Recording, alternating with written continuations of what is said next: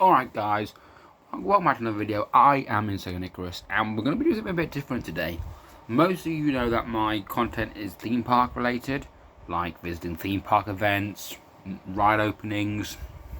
However, today we're doing something different. Today we're going to be doing movie review, and this is something that I want to do over the closed season while theme parks are closed. I want to do movie reviews. I want to get reviews out to you guys for different movies, especially horror movies that I've seen. And it's just something to do over the closed season, so when we get back to March, when we go back to the theme parks, well, I can get back to theme park content. But even after that, if this does well, I'll continue doing it throughout past the park opening. So the first movie we're going to be reviewing today is a movie that I've just literally seen about maybe 2 hours ago, and that is the movie Thanksgiving. By Eli Roth. It is a horror movie based around the festivity of Thanksgiving. Well, I say Thanksgiving, Black Friday. It's very loosely. It's very loose, really. And first of all, I want to say I'm a huge Eli Roth fan. I know some of his movies are hit and miss with some people. It seems like you either love Eli Roth or you hate Eli Roth. You know what I mean? I love his films, man. Some of my favourites being Green Inferno, probably my favourite movie of his. Actually, I think Thanksgiving is my favourite. But my previous favourite, my second favourite, and my favourite was Green Inferno. The first two Hostel films, Knock Knock, Finn. It's just just a great movie, man. Cabin Fever. He's such a good catalogue. Sorry, I'm out of breath. I've been rushing around. He has such a great catalogue of horror films that it's quite varies in different ones. You know what I mean? Knock Knock was kind of a comedy horror. Green Inferno was just full on horror. This Thanksgiving film is full on horror. There's comedy elements, but it's mainly horror. And first of all, this will be a spoiler review. So I want to get into probably one thing you're all here for is the gore. The gore in this movie is what I'd like to say really well done. Practical effects mostly used. I don't think I saw any CGI really. I think it was all practically done. Some of my favourite kills in the movie. One has to be the first proper kill in the scene, which is not the opening before the titles. It's the diner scene with I can't remember her name. It's the waitress. You know, the dunking her head in the water, freezing it against the freezer door, and then basically cutting her in half by driving the car into the dustbin. It's a fantastic kill. That was one of my favourite kills, and it was suspenseful, you know, because you get to the halfway point and you're like, is she going to survive? And you know it's a horror movie, you know she's probably not going to survive. And yeah, she doesn't survive. She just gets hit by a car, well, cut in half, trying to dive into a dumpster. Another great kill for me personally is the gymnasium kill. Now, if you don't know, this movie is based off a trailer that Eli Roth did for Grindhouse back in 2007. And if you haven't seen that, it's loosely based around. This film's loosely based around that.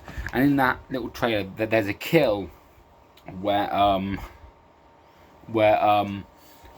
the girl's bouncing on the trampoline. The guy who's watching her gets killed, and yeah, that plays out in this film.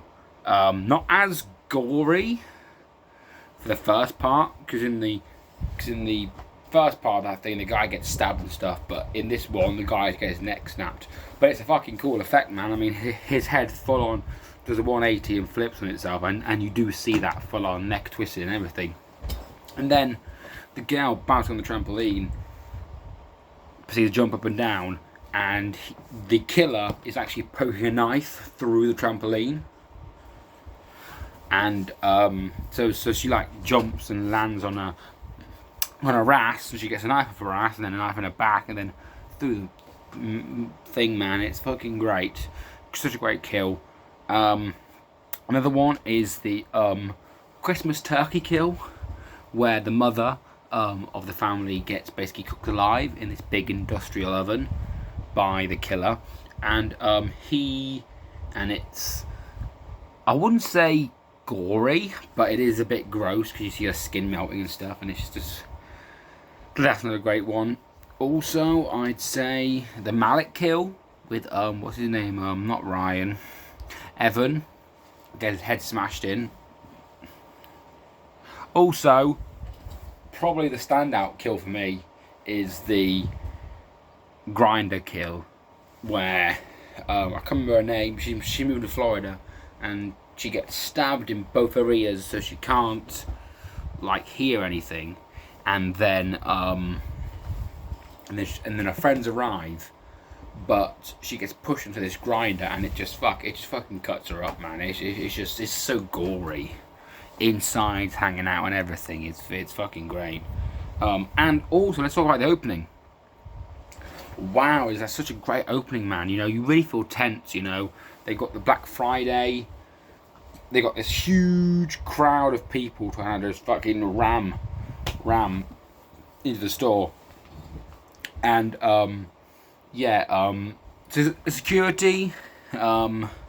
Actually, the owner of the store is played by the actor who played one of the killers in Hostel 1. I really like the actor, and he plays a great part in this film. For once, he's not the killer, actually, and he has quite a good scene at the end. You know what I mean, overacting, which is good. But no, the opening scene, man, they don't hire that much security. I think there's maybe 2 security guards, and it basically ends in carnage. You know, one security guard gets trampled under a door. Another gnarly kill. Someone gets stabbed in the neck by some glass and falls. And that's a funny kill. He's holding on to the waffle maker as he's dying. So basically, the first 100 people get a free waffle maker.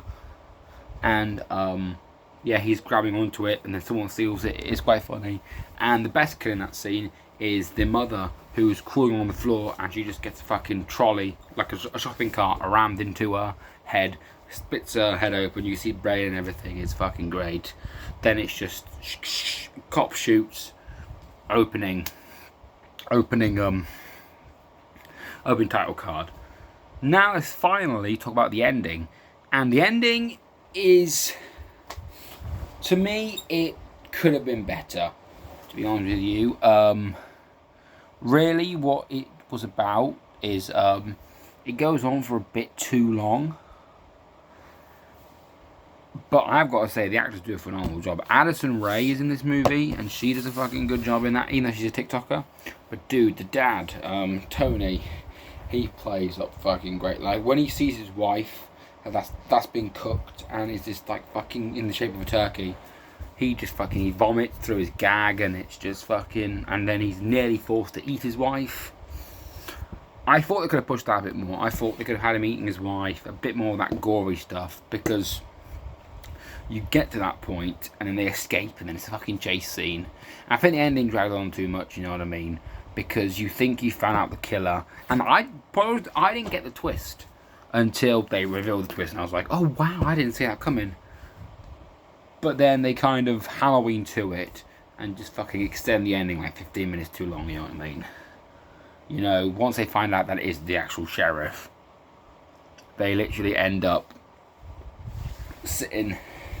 They literally end up like doing this chase where he's like half burnt up, and he's like chasing with a shotgun and stuff, and it just gets extended for too long. And I feel like you reveal it, and then you got like this 15-minute action scene, which is like, you know what I mean? You know what's gonna happen. Get to the kill. You know what I mean? It's not very suspenseful, but no.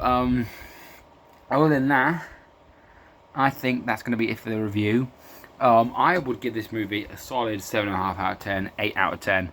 I think it's a great Thanksgiving horror movie. It will be on my yearly rewatch list. Whenever Thanksgiving rolls around, I will pop it on. Along with I watch Thanksgiving as well, so I got a couple more, another movie added to that festivity, so that's good. But no, so yeah, I give it an 8 out of 10. Definitely worth a watch if you don't see it in cinemas. definitely catch it on demand.